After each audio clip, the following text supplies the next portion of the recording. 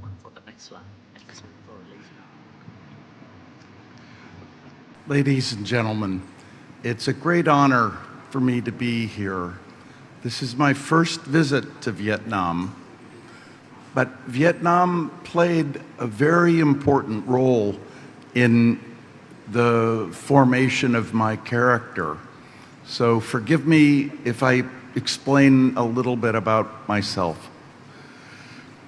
In 1966, when I was 11, my father was a Democratic politician in the state of Colorado.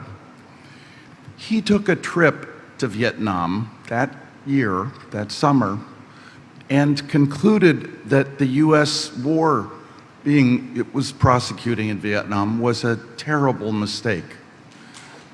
This was in the middle of it, and I think everyone now sees this, but this was in the middle of the Johnson administration when the policy was very firm in favor of the war. And my father was essentially driven out of the Democratic Party.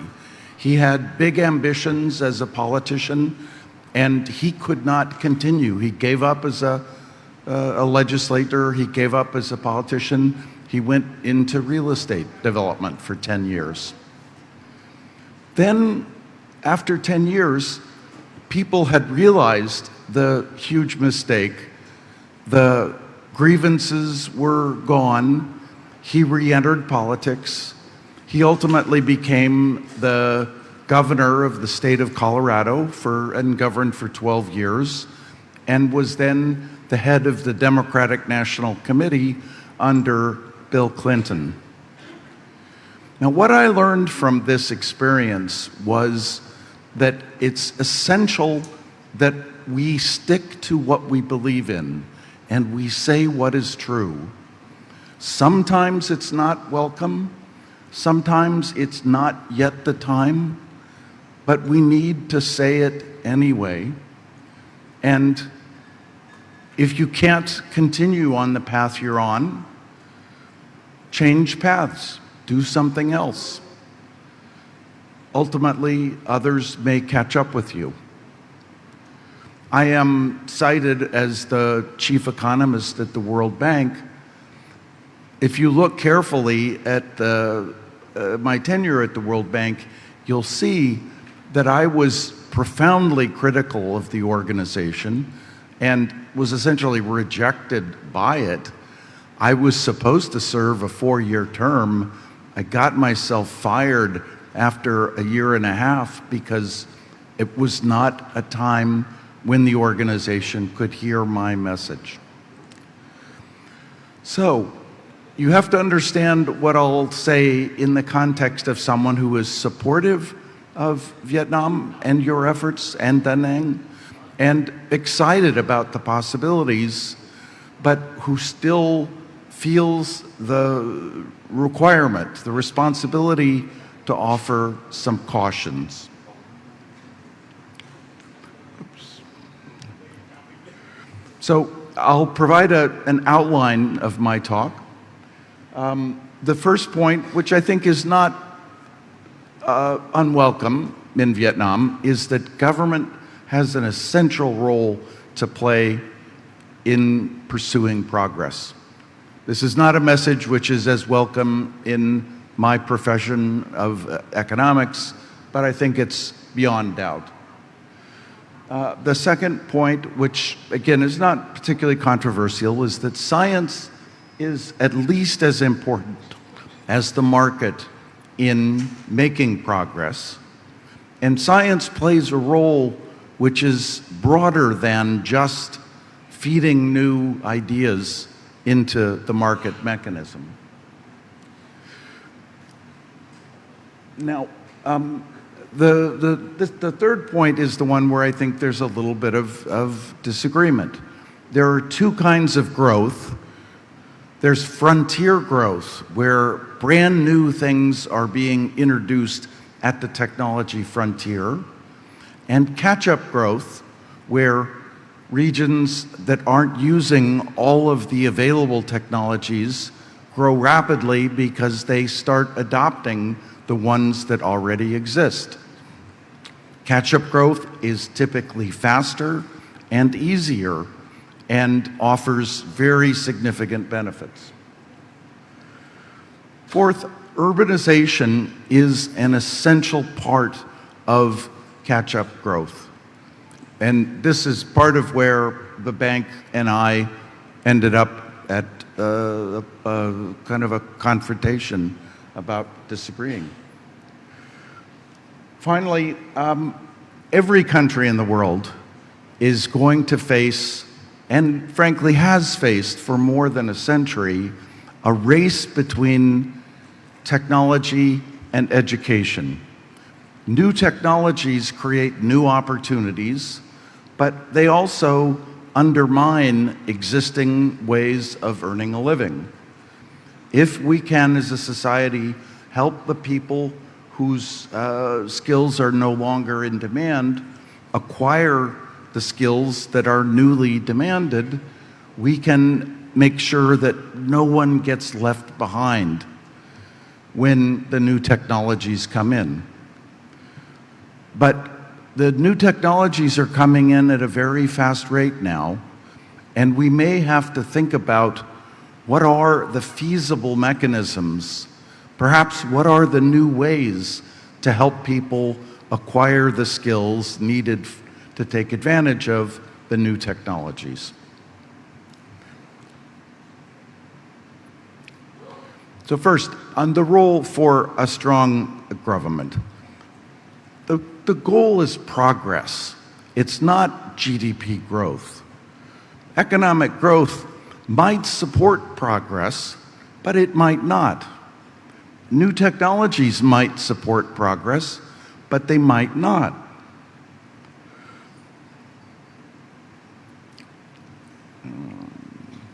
Oh.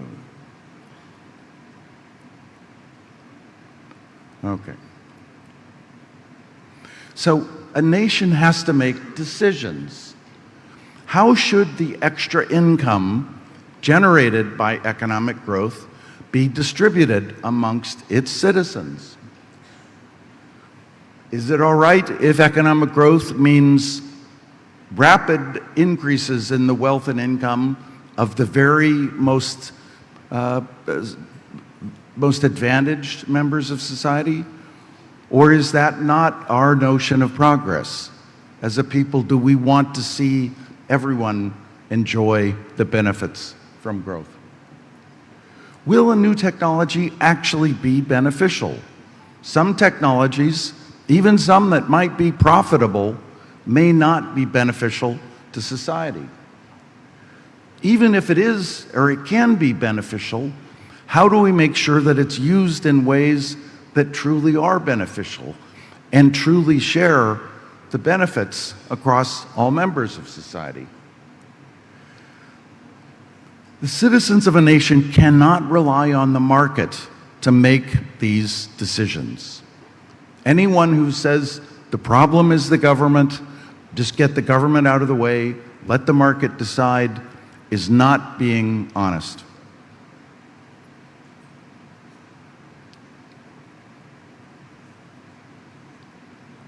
I don't seem to understand the technology of the button. Could I have the next slide, please? There. Let me give you some examples to make, if these abstract statements seem surprising to you, let me give you some examples. The auto industry and the petroleum refining industry in the United States decided that putting lead into gasoline was a good way to make sure that gasoline worked well in the internal combustion engine. Lead is a poison. It's a neurotoxin. It killed people all over the world. It damaged IQ. It reduced the level of mental capacity of an entire generation. We finally realized the damage that was being done, and governments banned leaded gasoline, but the market did not protect us from that. In the same way, chlorofluorocarbons were a very profitable chemical that were high technology developed by the chemical industry, used in refrigeration and fire suppression. But chlorofluorocarbons also were destroying the ozone layer that protects the Earth from damaging solar radiation.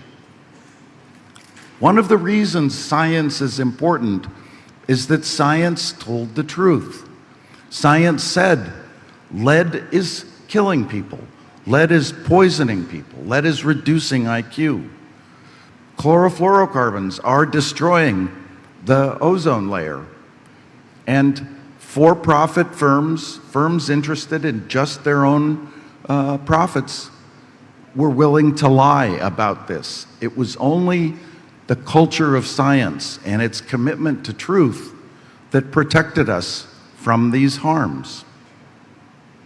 Now, I've already alluded to the question of growth that could take the form of a radical widening of income inequality. I don't need to say any more about that. But you need to think as a society very specifically about how you want to respond when firms develop new technologies that are predatory, that are designed to take advantage of your citizens, harm them in ways that earn a profit.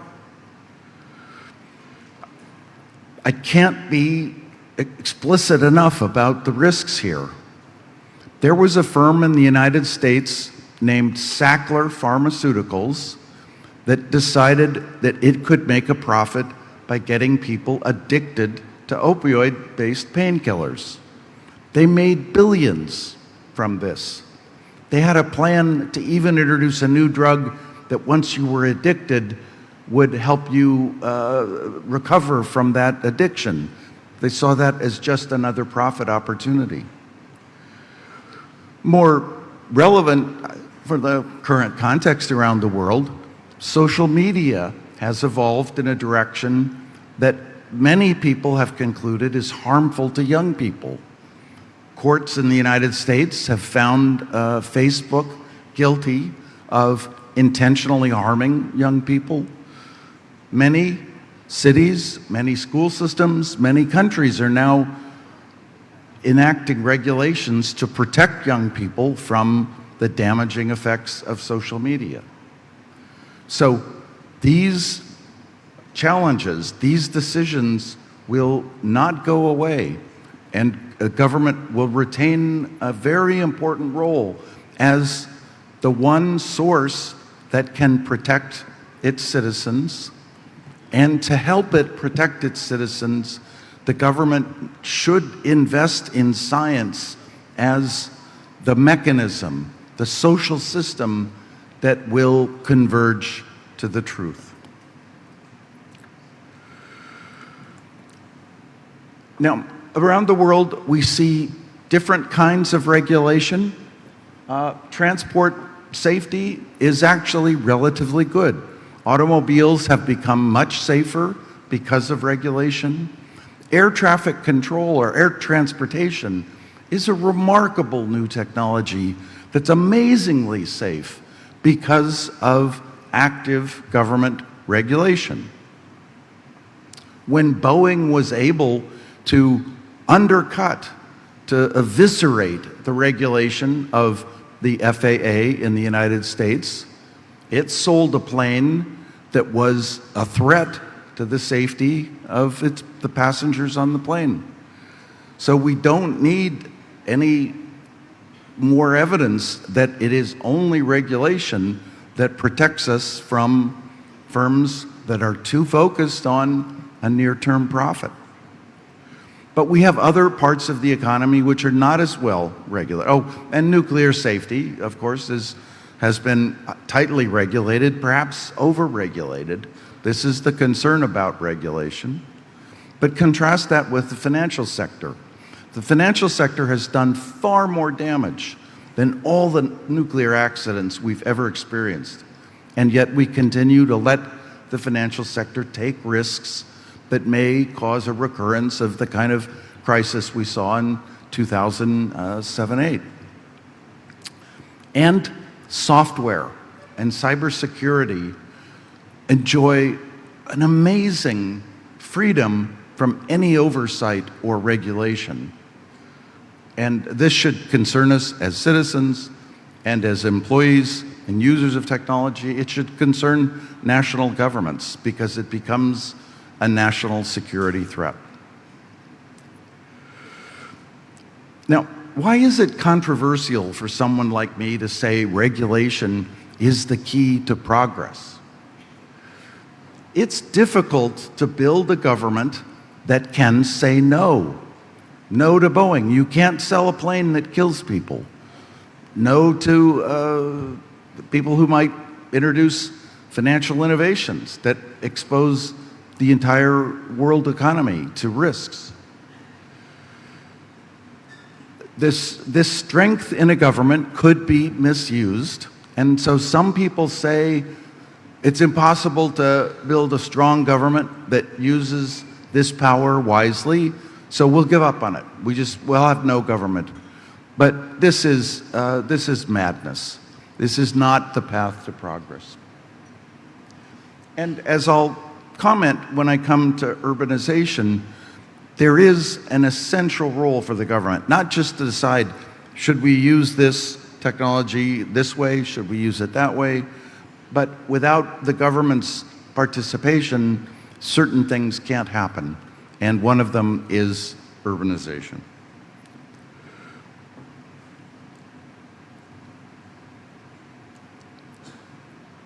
Okay. As I've already said, we need to understand the parallel between the market and science and to think about the decision of should we make progress in this area using the social system of science or should we use the market? Take mathematics, for example. We do not rely on the market to lead to new mathematical discoveries. No one has ever become a billionaire by proving a theorem. But mathematics has made remarkable progress. I believe, most people don't agree with me, I personally believe that the way forward with artificial intelligence is the same as the way forward with mathematics. It should be produced by people who have no financial interest in the outcomes. It should be subsidized by the public. The knowledge should be given away for free for everyone to use. If I could dictate the outcome, a firm like OpenAI would have a value of 0. They would not be able to make a profit from AI, just like they can't make a profit from math. And I think in a country like Vietnam, you need to think about how do we make sure that the benefits from AI are available for everyone to use and not controlled by a few monopolists. And of course, science protects us from the risks, both social and political, of a few billionaires who control new technologies. Open source software is another version of the system of science, and one where I devote most of my efforts at the moment.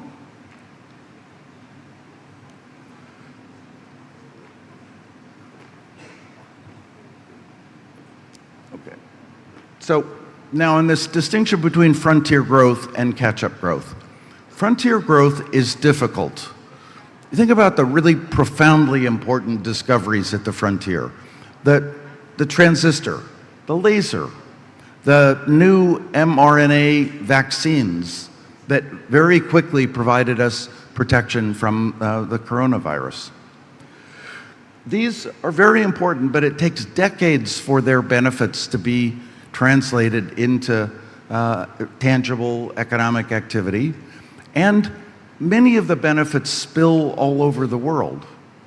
So it's a very legitimate goal to make sure that a nation is taking advantage of the newest technologies. You want your citizens to get the benefits of the transistor and the mRNA vaccines. it's not as important as you might think to be the ones who actually produce those discoveries.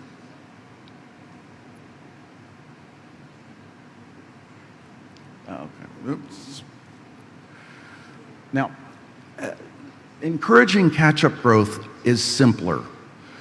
You don't have to find an institutional system that will make a discovery like the transistor. And by the way, the transistor was not invented by the market. The laser was not invented by the market. These both came from a regulated firm, a heavily regulated firm. Bell Laboratories was part of our telephone system, and it was forced to give those new discoveries away to the benefit of everyone in the world. But creating something like Bell Labs is not easy. Encouraging catch-up growth is not so hard. Look to see what opportunities already exist that aren't being exploited domestically. Make it possible for them to be exploited domestically. To do this, one of the important strategies is to invest in human capital that can be used by, is needed by these new technologies. This, I think, is the question every nation should be asking about AI. What are the skills that will most be able to take advantage, let people take advantage of AI? The skills that will be most in demand, not just what skills might it displace. But encouraging the education of a large part of the population is difficult. I'll come back to this issue at the end. The other thing that I think is crystal clear is that in the frontier economy, almost all of the economic value is created in cities.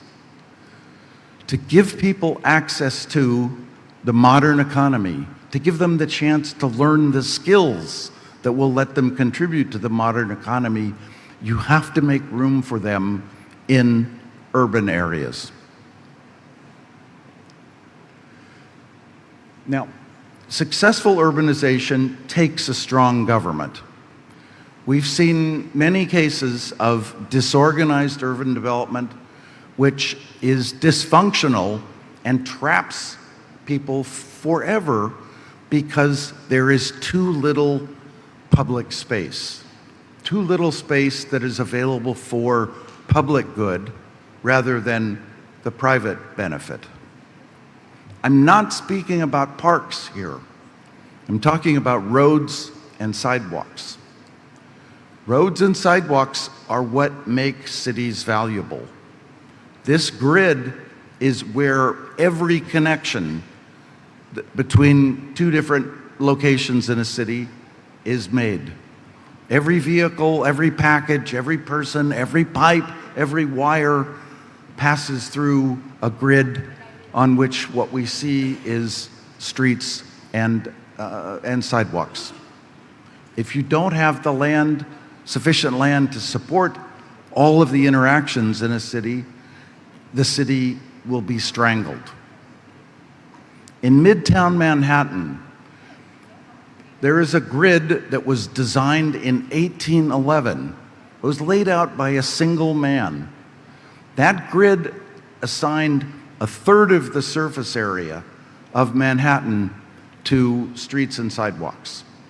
And the market, informal development, never provides enough public space of that form.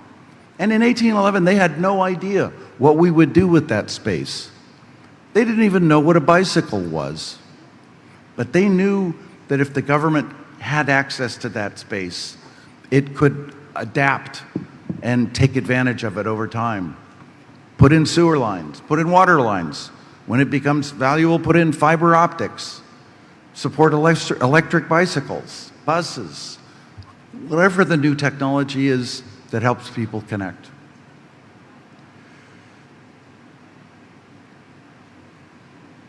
Then, once the government protects the grid, it doesn't even have to build on the grid. It doesn't have to lay the pipes, doesn't have to pave the grid. It just has to save it so future governments can use it the private sector can then develop what's left outside the grid. Now, let me show you the data on urbanization. This is Japan, which is at the frontier of rural-urban transition. It takes a few percent of your population to raise all the food you need in rural areas. This is where the world is going.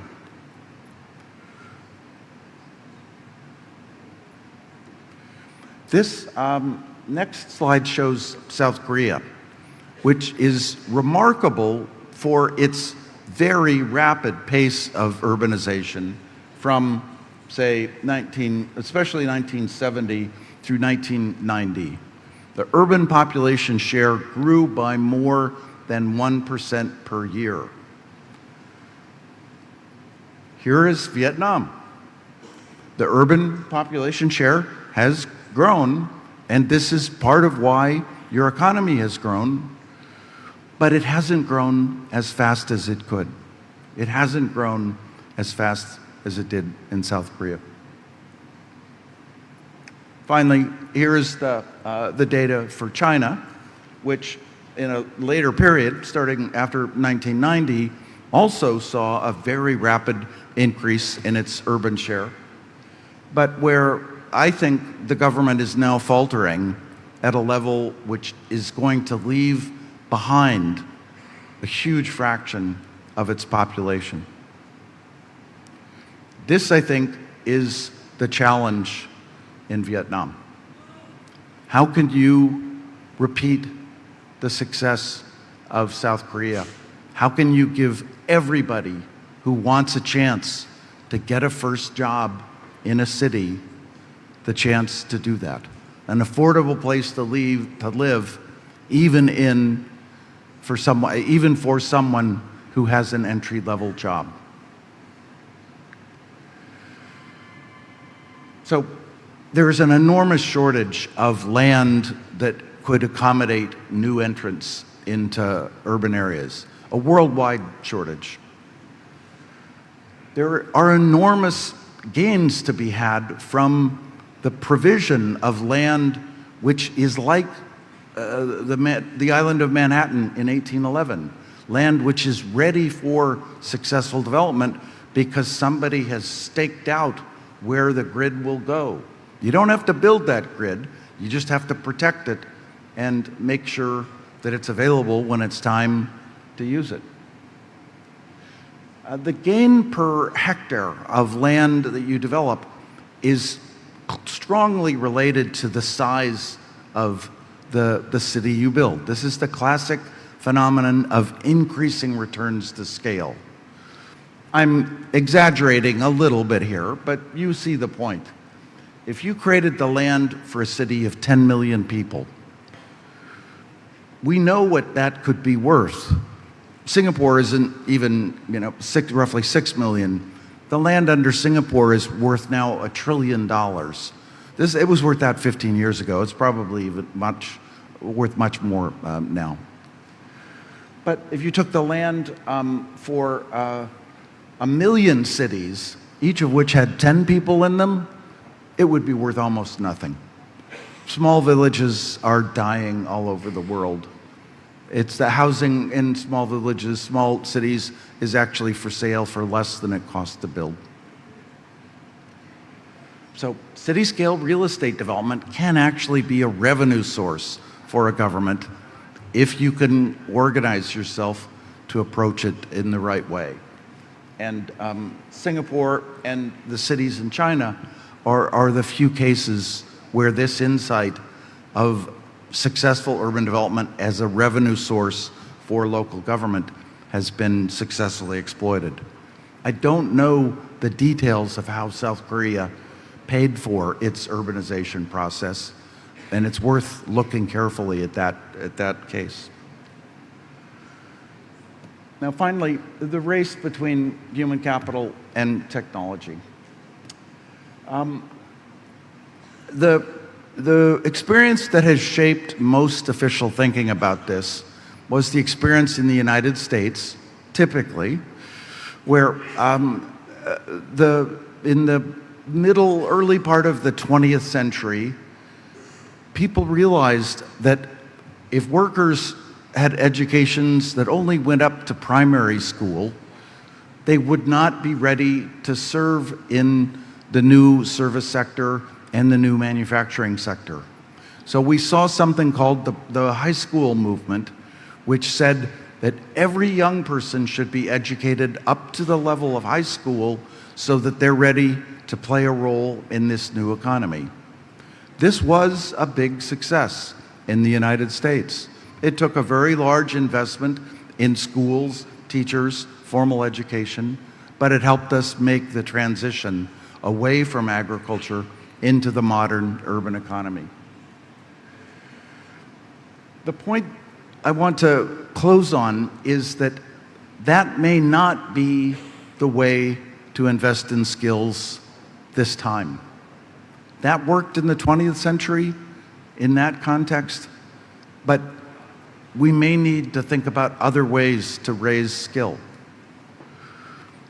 One of the very important insights from economics is that people acquire skill on the job. And they don't acquire that skill because the employer makes them sit in a classroom and learn how to do HTML coding. They learn that skill because the employer demands promptness, reliability, adherence to quality standards, basic character traits and commitments that are fundamental to the modern economy. So we need to think of work as being like school. I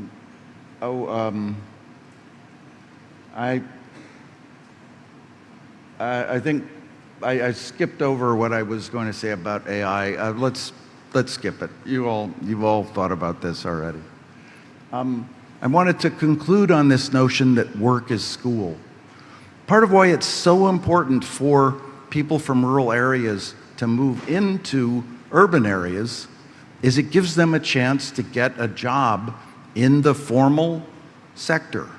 Ideally a job with a firm that uses modern methods of providing goods and services. This is like an opportunity to go to school, to learn how to be a part of the modern economy. So making room for urbanization is really part of making room for people to take advantage of a chance to learn the skills that are now in demand. So urbanization will be important for providing that opportunity now for even traditional activities like construction, manufacturing, the service sector. We may need to think as societies not just in terms of investing in education by, say, encouraging everyone to go to graduate school or to college to get a college degree, but we should be thinking about creating employment opportunities that teach people the skills they need for cutting-edge technologies, not just the traditional skills for construction or manufacturing, but the cutting-edge skills. We may be able to do that with some forms of private sector employment. We should not shy away from the idea that there could be some forms of employment by the government that contribute to this. The Israeli economy is being driven right now by a cybersecurity sector which has been fed by people trained in their service in the Israeli army, which gives people very practical exposure to the challenge of cybersecurity. We may need to think about national service programs or government-guided systems of national service and employment to make sure that the next generation is acquiring the skills that they need. To be sure, we should continue to support formal education, but we may not be able to move fast enough to increase years of educational attainment fast enough. And the biggest risk is that just investing in formal education does nothing for people who are already adults, already working. And we risk, if we just focus on expanding education, formal education, we risk leaving them behind. I will then close with what my greatest fear is about AI. AI could be used in many ways. AI could be used to addict young people to activities like social media, to cater in very subtle ways to human frailty and weakness. AI could also be an input into education. It could be a way to help someone learn. But if we leave the choice about how AI will be used up to the market will maximize its profits. And we'll see, I think, a repeat of social media, and we'll miss the chance to have the use of AI, possibly on the job, possibly through national service, possibly as part of developing your own national AI models that reflect your own language, your own culture, your own norms about right and wrong. The use of AI in these ways might be a critical contributor to the acquisition of the skills to fully take advantage of the new digital world which is opening up in front of us. Thank you.